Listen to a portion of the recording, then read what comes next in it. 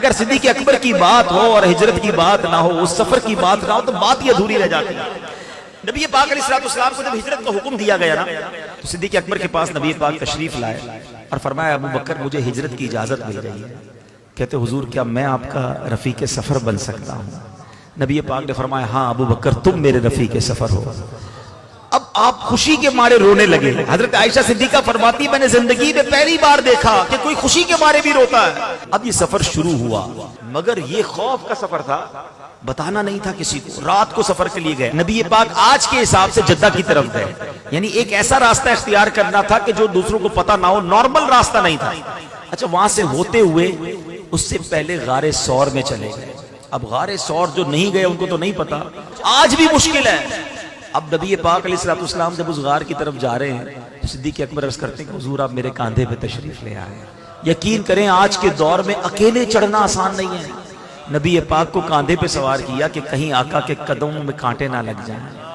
اچھا اس سے پہلے جب غار ثور کی طرف جا رہے تھے نا، صدیق اکبر نے ایک بڑا نرالا انداز اپنایا۔ پہلے آگے چلتے، تھوڑی دیر بعد دائیں چلتے، پھر لیفٹ پہ آ جاتے، پھر پیچھے چلتے۔ نبی پاک نے کہا ابو بکر یہ کیا کر رہے ہو؟ کہتے حضور جب مجھے خیال آتا ہے کہ دشمن آگے سے حملہ کر دے گا میں آگے آ جاتا ہوں، جب یہ خیال آتا ہے دشمن پیچھے سے حملہ کرے گا حضور میں پیچھے آ جاتا ہوں، جب دائیں طرف دشمن کا خیال آتا ہے حضور میں دائیں طرف آ جاتا ہوں۔ کہا کہ اے ابو بکر تمہارا خیال یہ ہے کہ دشمن جب مجھ پر حملہ کرے تو تمہیں تکلیف ہو مجھے نہ ہو؟ واللہ حضور میری یہی خواہش ہے کہ آپ پر کسی طرف سے بھی حملہ ہو تو پہلے ابو بکر اس کو سہے۔ اللہ اکبر۔ نبی پاک نے ابو بکر صدیق کے لیے جنت کی دعا فرمائی۔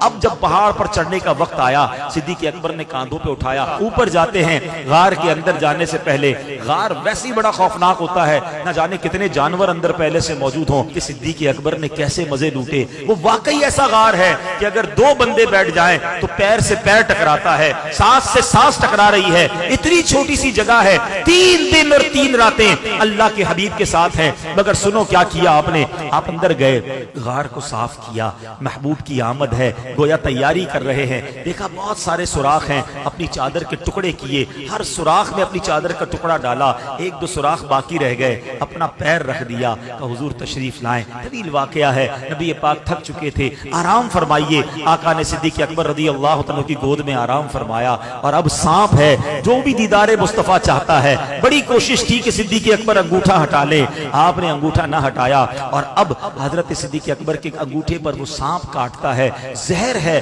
اب سوال یہ ہے صدیق اکبر سے بڑا مفتی کون ہوگا؟ فتویٰ یہ ہے کہ جان بچانا فرض ہے۔ صدیق اکبر نبی پاک کو عرض کر سکتے تھے کہ حضور سانپ نے کاٹ لیا ہے، آپ تھوڑی دیر کے لیے بیدار ہو جائیں تاکہ کچھ علاج کر لیا جائے۔ آپ کے عشق نے گوارا نہ کیا، عشق کہتا ہے جان جاتی ہے تو چلی جائے، نبی پاک کے آرام میں خلل نہیں آنا چاہیے۔ مگر تکلیف کے عالم میں آنکھوں سے آنسو بہتے ہیں، اور وہ آنسو نبی پاک کے رخسار پر گرتے ہیں۔ آقا آنکھیں کھولتے ہیں، ابو بکر کس بات نے رلایا؟ کہ حضور سانپ نے کاٹ لیا ہے۔ اللہ اکبر۔ نبی پاک نے کیا کیا؟ اپنا مبارک لعاب دہن نکالا اور صدیق اکبر کے انگوٹھے پر لگا دیا۔ صدیق اکبر کا وہ زہر کا درد جاتا رہا۔ سبحان اللہ۔ جہاں صدیق اکبر نے جان قربان کی، مقام صحبہ پر مولا علی کی گود میں جب نبی پاک آرام کر رہے تھے، سورج ڈوب رہا ہے، مولا علی سے بڑا عالم کون ہوگا؟ ارے مولا علی کو معلوم تھا نماز پڑھنا فرض ہے، مگر عشق علی نے گوارا نہ کیا۔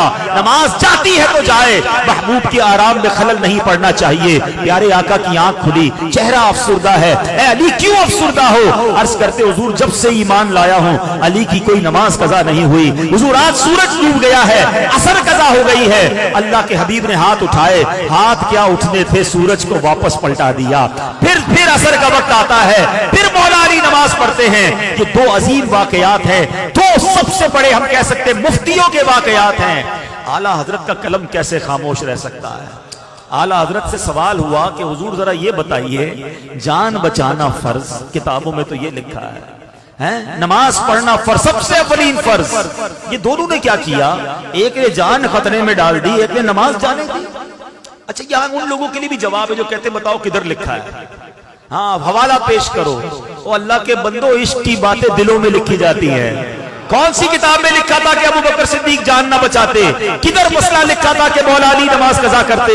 ان دونوں نے فیصلہ کیا کہ عشق کا کام یہ ہے کہ نبی پاک کی اطاعت ضروری ہے۔ اعلیٰ حضرت اپنے 4 شعر میں مسئلہ ہی حل کر دیتے ہیں۔ آپ فرماتے ہیں مولا علی نے واری تیری نیند پر نماز، اور نماز بھی کون سی؟ عصر کو سب سے خطر والی اہم نماز کہا گیا۔ مولا علی نے واری تیری نیند پر نماز، اور وہ بھی عصر، سب سے جو اعلیٰ خطر کی ہے۔ صدیق بلکہ غار میں جان ان پہ دے چکے، اور حفظ جان تو جان فروز غرر کی ہے۔ ارے جان بچانا تو فرض تھا، مگر نبی پاک نے کیا کیا؟ نہ ان کی نماز جانے دی، نہ ان کی جان جانے دی۔ ہاں تو نے انہیں جان، انہیں پھیر دی نماز، پر وہ تو کر چکے جو کرنی بشر کی ہے۔ ان دونوں نے اپنے حصے کا کام کر لیا۔ اب یہ پورا بیان کرنے کے بعد اعلیٰ حضرت نے نچوڑ نکال کر دیا، جو اپنا عقیدہ مضبوط کر لو۔ اعلیٰ حضرت کہتے ہیں ثابت ہوا کہ جملہ فرائض فروع ہیں، ثابت ہوا کہ جملہ فرائض فروع ہیں، اصل الاصول بندگی استاج ور کی ہے۔ ارے آقا راضی ہے تو رب راضی ہوگا۔ پڑھتے رہو نمازیں، پڑھتے رہو اللہ کا نام۔ اگر اللہ کے حبیب کی محبت دل میں نہیں، تم سے اللہ کے نبی راضی نہیں ہیں، تو نہ نمازیں کام آنی ہیں، نہ روزے کام آنے ہیں۔ ضرور پڑھو نمازیں، ضرور رکھو روزے، مگر نبی پاک کی محبت دل میں ہونا ضروری ہے۔ جبھی سیدی اعلیٰ حضرت نے لکھا انہیں جانا، انہیں مانا، نہ رکھا غیر سے کام، للہ الحمد میں دنیا سے مسلمان ہے۔